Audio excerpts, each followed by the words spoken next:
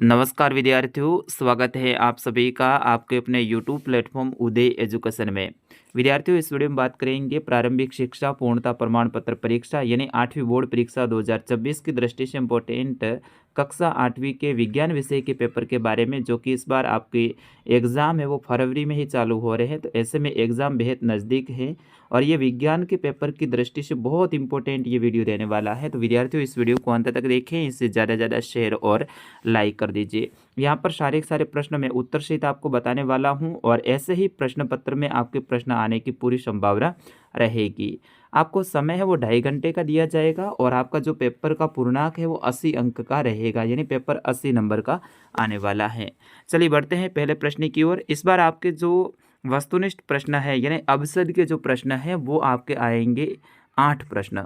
चलिए पहले प्रश्न की ओर बढ़ेंगे। पहला प्रश्न है, मलेरिया परजीवी का वाहक है, यानी कौन से मच्छर के काटने से मलेरिया रोग होता है? मादा एनाफ्लीज मच्छर, कॉकरोच, घरेलू मक्खी या फिर तितली?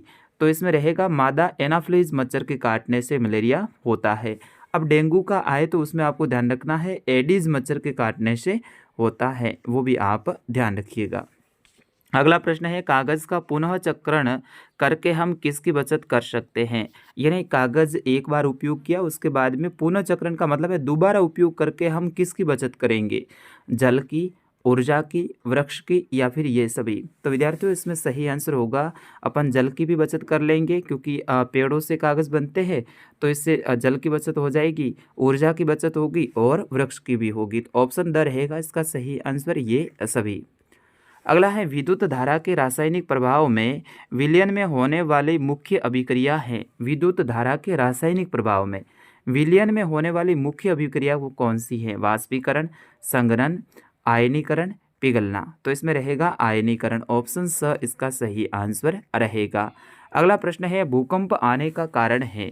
भूकंप किसके कारण से आता है? ज्वालामुखी के फटने के कारण, पृथ्वी की प्लेटों की गति के कारण, उल्का पिंडों का पृथ्वी से टकराने के कारण या फिर ये सभी? तो भूकंप है इन सभी कारणों से आता है, तो ऑप्शन द रहेगा इसका सही आंसर, ये सभी।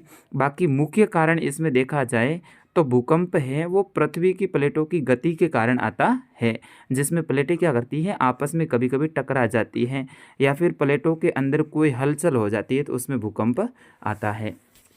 अगला है, स्पाइरोगाइरा है, ये क्या है वो आपको बताना है। तो ये एक प्रकार का शैवाल है। अगला है, जंग लगने की प्रक्रिया है। तीव्र दहन, दहन नहीं, धीमा दहन या फिर भौतिक प्रक्रिया? तो जंग लगना है वो धीमा दहन होता है, तो इसमें रहेगा ऑप्शन स इसका सही आंसर रहेगा। अगले प्रश्न की ओर बढ़ेंगे। अगला प्रश्न है, एलईडी बल्ब में इलेक्ट्रोलाइट का प्रयोग क्यों नहीं किया जाता है?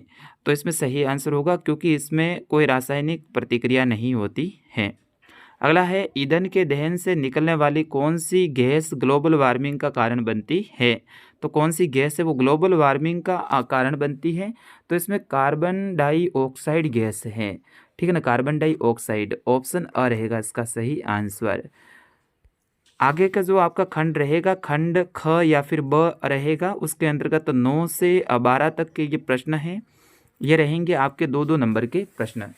तो इसमें नवा प्रश्न है, कार्बनीकरण क्या है समझाइए? तो विद्यार्थियों, इसका सही आंसर होगा, मृत वनस्पतियों के धीमे प्रक्रम द्वारा कोयले में परिवर्तन को कार्बनीकरण कहते हैं। मृत वनस्पति का मतलब है जो पेड़ पौधे हैं वो मतलब सूख गए हैं और दब गए हैं, उसके द्वारा धीमे प्रक्रम के द्वारा वो कोयले में बदल गए हैं, ज़मीन के अंदर दब गए हैं और दबने के बाद में वो अंदर ही अंदर जलते हुए कोयले में बदल गए हैं, तो उसे क्या कहते हैं? कार्बनीकरण कहते हैं। 10वां प्रश्न है, लैंगिक जनन और अलैंगिक जनन में क्या अंतर है? लैंगिक जनन, इस जनन में नर तथा मादा युग्म का संलयन होता है, जबकि अलैंगिक जनन में केवल एक ही जनक नए जीव को जन्म देता है, तो ये इसमें अंतर रहेगा। अगला प्रश्न है, थ्रेसिंग से क्या तात्पर्य है, यानी थ्रेसिंग किसे कहते हैं? तो विद्यार्थियों, इसका सही आंसर होगा, थ्रेसिंग फसल की कटाई के पश्चात फसल के दानों या फिर बीजों को भूसे से अलग करने की प्रक्रिया है, वो थ्रेसिंग कहलाती है। यानी अपन जो थ्रेसर से जो दाने अलग करते हैं तो वो क्या थ्रेसिंग है। बड़े स्तर पर यह कार्य कॉम्बाइन मशीन द्वारा किया जाता है और छोटे खेत वाले किसान अनाज के दानों को फटक कर अलग करते हैं। अगला प्रश्न है 12वां कि कंधे पर लटकाने वाले थैलों में चौड़ी पट्टियां क्यों लगाई जाती है। तो विद्यार्थियों इसका सही आंसर होगा कंधे पर लटकाने वाले थैलों में बनी चौड़ी पट्टियों के कारण कंधे पर पट्टियों का क्षेत्रफल अधिक हो जाता है, जिससे कंधे पर कम दबाव आरोपित होता है। और उदाहरण के लिए बच्चों के स्कूल बैग की पट्टियां चौड़ी बनाई जाती हैं, जिससे उनके कंधों पर दाब कम आरोपित होता है तथा बच्चे आसानी से बैग उठा सकते हैं। अगले प्रश्न की ओर बढ़ेंगे। अगला प्रश्न है आपके 13वां प्रश्न खंड स के अंतर्गत रहेगा। इसमें 13वां प्रश्न है कि कोक के अभिलक्षणों और उपयोगों का वर्णन कीजिए। यानी जो कोक है उसके क्या क्या लक्षण होते हैं और उनका कहाँ कहाँ उपयोग होता है वो आपको बताना है। तो विद्यार्थियों सबसे पहले देखेंगे कोक के लक्षण। यह कठोर होता है, सरंध्र युक्त और काले रंग का होता है। यह विद्युत तथा ऊष्मा दोनों का कुचालक होता है, यानी इसके अंदर न तो विद्युत जाती है और न ही ऊष्मा जाती है। तो ये कोक ऐसा पदार्थ होता है। कोक के उपयोग ये एक घरेलू अच्छा ईंधन है, यानी घरेलू ईंधन के रूप में अपन कोक का उपयोग कर सकते हैं। जलने पर धुआं नहीं छोड़ता है और यह कृत्रिम ग्रेफाइट बनाने और धातुएं जैसे कॉपर, लोहा, जिंक, लेड, टीन आदि के निष्कर्षण में भी काम में आता है। अगला प्रश्न है 14वां कि निम्नलिखित कथनों के सामने सत्य के सामने टी लिखना है और असत्य के सामने एफ लिखना है। जैसे कि पहला है इसमें कथन कि दानों को भूसे से अलग करना थ्रेसिंग कहलाता है। बिल्कुल, दानों को भूसे से अलग करना है वो क्या कहलाता है? थ्रेसिंग कहलाता है। थ्रेसिंग हो जाएगा। थ्रेसिंग के द्वारा अपन उनको अलग करते हैं और इसके साथ ही अपन दूसरी विधि भी करते हैं, तो ये अकेली थ्रेसिंग नहीं रहेगा, तो ये एफ रहेगा, असत्य। खरपतवार हटाने को जुताई कहते हैं, तो ये भी गलत है क्योंकि खरपतवार हटाने को अपन निराई कहते हैं, जुताई नहीं कहते हैं। और खाद से मिट्टी को ह्यूमस प्रचुर मात्रा में प्राप्त होता है, तो ये सही है, तो टी लिखना है। और बीजों को पीड़कों एवं सूक्ष्म जीवों से सुरक्षित करने के लिए उचित भंडारण आवश्यक है, तो ये भी सही है, तो टी लिखेंगे। ठीक है, अगले प्रश्न की ओर बढ़ेंगे विद्यार्थियों।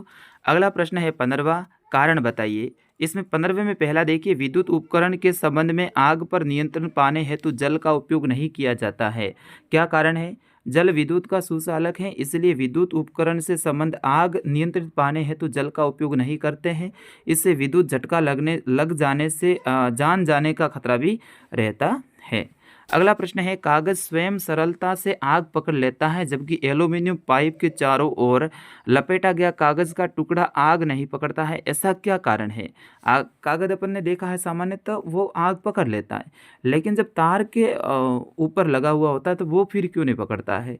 तो विद्यार्थियों इसका सही आंसर होगा कागज का ज्वलन ताप कम होता है, जबकि एल्यूमिनियम पाइप के साथ कागज लपेटने पर दहन के लिए यह आवश्यक है कि एल्यूमिनियम को उनके ज्वलन ताप तक गर्म किया जाए। इसके लिए ज़्यादा मात्रा में ऊष्मा की आवश्यकता होती है, अतः कागज स्वयं सरलता से आग पकड़ लेता है जबकि एल्यूमिनियम पाइप के चारों ओर लपेटा गया कागज का टुकड़ा आग आसानी से नहीं पकड़ता है। अगला प्रश्न है, इसमें आपको मिलान करना है, कॉलम 1 को कॉलम बी से मिलान करना है। जैसे कि पहला है स्वर यंत्र, तो स्वर यंत्र है, इसका सी से मिलान करो, गले के सामने की ओर उबार, टेस्टोस्टेरोन, एस्ट्रोजन, और इसके जो आपको मिलान करना है तो आप देख लीजिएगा इनके उत्तर। 17वां प्रश्न है, निम्न स्थितियों में बल लगने वाले कारक, जिन वस्तुओं पर बल लग रहा है उनको पहचानिए और प्रत्येक स्थिति में जिस रूप में बल का प्रभाव दिखाई दे रहा है उसे भी बताइए। तो रस निकालने के लिए नींबू के टुकड़े को अंगुलियों से दबाना, कौन सा बल लग रहा है? इसमें आप इन सारे प्रश्नों को अच्छे से आप जरूर देखिएगा। 18वां प्रश्न है, कोष्टक में दिए गए विकल्पों में से उचित विकल्प का चयन कर रिक्त स्थानों की पूर्ति कीजिए। तो पहले में आपके कंपन आएगा, दूसरे में वाक यंत्र आएगा, मानवों में ध्वनि वाक यंत्र द्वारा उत्पन्न होती है। तीसरा है, ध्वनि को संचरण के लिए कोई माध्यम की आवश्यकता है। ठीक है, तो माध्यम बताना पड़ेगा। और चौथा है कि प्रबलता कंपन से निर्धारित की जाती है, आयाम से निर्धारित की जाती है। ठीक है ना, तो यहाँ पर आयाम लिखना भी इसमें रिक्त स्थान में। उसके बाद में 19वां प्रश्न है, तड़ित से अपनी सुरक्षा के उपाय सुझाइए। तड़ित का मतलब होता है बिजली गिरती है बारिश के मौसम में, वो तो उनसे अपनी सुरक्षा के लिए आप क्या-क्या उपाय हैं वो आप अपने हिसाब से इसमें लिख सकते हैं। अगला है सर्दियों में स्वेटर उतारते समय घट-घट की ध्वनि सुनाई देती है, क्या कारण है कि ऐसी ध्वनि सुनाई देती है? 21वां है समतल दर्पण पर बने प्रतिबिंबों को चित्र द्वारा समझाइए। 22वां है यदि परावर्तित किरण आपतित किरण से 90 डिग्री का कोण बनाए तो आपतन कोण का मान क्या होगा? ये सारे प्रश्न आपको याद करने हैं, महत्वपूर्ण हैं। और 23वें में 3 प्रश्न हैं, अथवा में ऑप्शन रहेगा। इसमें फर्स्ट है कि द्रव और गैसें बर्तन की दीवारों पर किस प्रकार दबाव डालती है?